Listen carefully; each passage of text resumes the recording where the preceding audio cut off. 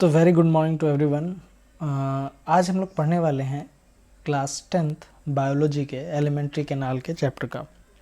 तो इस वीडियो में मैं आपको अपने खुद से बनाया हुआ डायग्राम बनाऊंगा और इसके द्वारा मैं आपको पूरा डाइजेस्टिव सिस्टम और एलिमेंट्री कैनाल का सारा फंक्शनिंग आपको बताऊंगा। तो ये है आपका प्यारा सा चैनल आर्य एजुकेशन हब और आप देख रहे हैं ये वीडियो जो कि काफ़ी इंटरेस्टिंग और मज़ेदार होने वाली है। तो चलिए शुरू करते हैं। तो इस वीडियो में आपको दिख रहा होगा ये एलिमेंट्री कैनाल का एक पूरा वीडियो है, पिक्चर है जिसमें अलग अलग पार्ट्स दिए हुए हैं और उसको काफ़ी अच्छे से डायग्रामेटिकली बनाया गया है। तो स्टार्ट करते हैं। तो process and working and cycle of alimentary canal.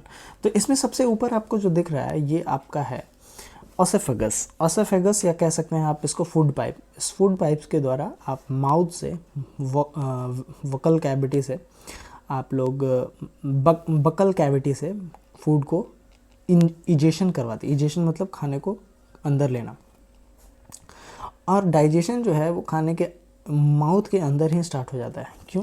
क्योंकि माउथ के चारों तरफ सलाइवरी ग्लैंड्स लगे होते हैं और सलाइवरी ग्लैंड से सलाइवा सेक्रेट होता है, और ये जो सलाइवा है ये खाने के अंदर जो मौजूद है स्टार्च उसको डिज़ोल्व करना, उसको एब्जॉर्ब करना शुरू कर देता है।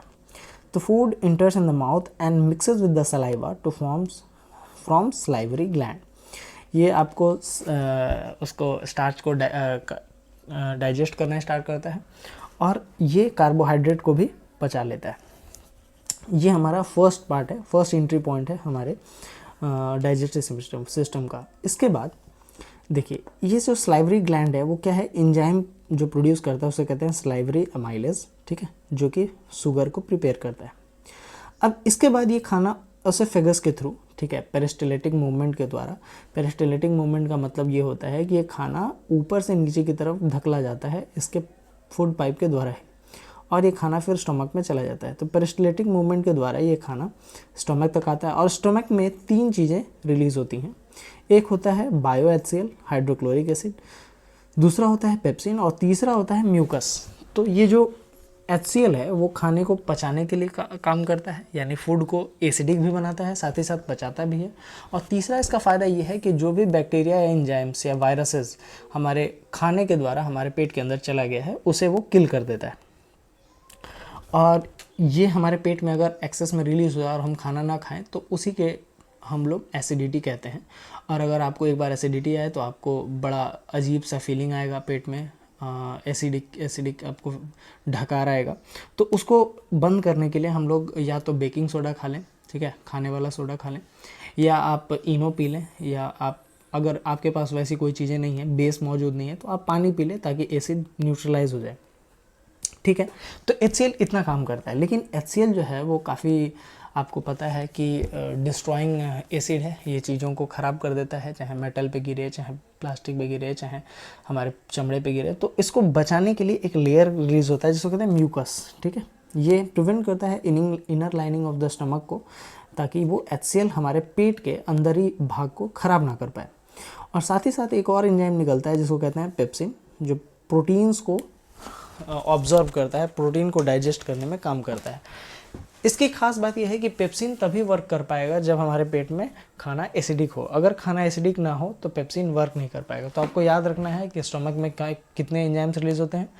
एक्चुअली यहाँ पे 3।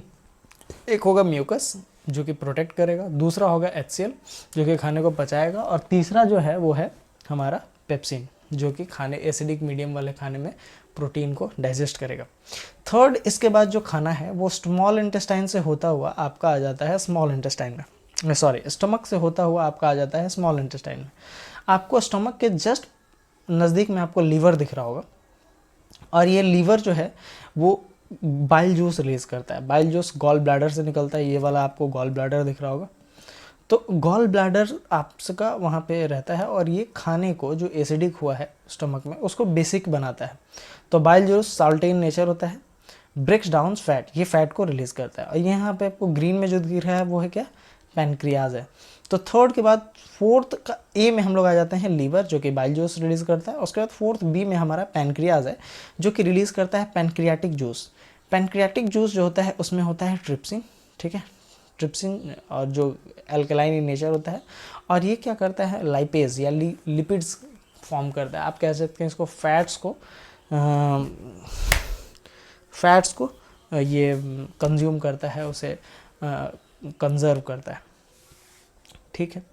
तो इसके बाद ये स्मॉल इंटेस्टाइन को कहा जाता है जो last stage from where the digestion of foods completed. तो ये आखिरी स्टेज है जहाँ पे फूड का डाइजेशन कंप्लीट होता है। अब यहाँ पे क्या होता है, यहाँ पे आपको निकलेगा ग्लोब्यूल्स बनाए जाते हैं, फॉर्मेशन ऑफ ग्लोब्यूल्स जो कि ग्लूकोज का होता है, और ग्लूकोज ब्रेक डाउन हो जाता है सेल्यूलोज में, ठीक है।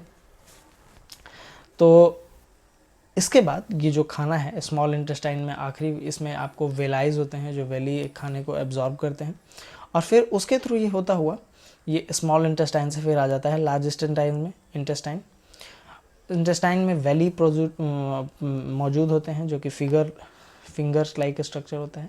ये क्या करता है, इफेक्टिव सरफेस एरिया को बढ़ा देता है। इफेक्टिव सरफेस एरिया बढ़ जाने के कारण जो एब्जॉर्प्शन है हमारे प्रोटीन्स का, फैट्स का और कार्बोहाइड्रेट्स का, वो काफ़ी इजी हो जाता है, ठीक है। ये finger like structures reach in blood, इसमें ब्लड्स की मात्रा ज़्यादा होती है, और ब्लड्स ही जो है वो हमारे काम के जितने भी न्यूट्रिएंट्स है वो खाने से एब्जॉर्ब करते हैं, which carries nutrition to all the cell. और यही ब्लड जो है वो न्यूट्रिशन को लेकर के हर ब्लड सेल तक पहुंचा देता है, ठीक है। तो ये हमारा डाइजेशन हुआ। इसके बाद हमारा लास्ट में एक्सक्रीशन हो जाता है, जो भी खाना हमारा पचा नहीं है या जो पूरी तरह से पच गया है, और उसका सॉलिड वेस्ट जो है वो हमारे बॉडी से एनस के थ्रू बाहर आ जाता है। तो ये है कंप्लीट हमारा डाइजेस्टिव सिस्टम का। और आपको वीडियो कैसा लगा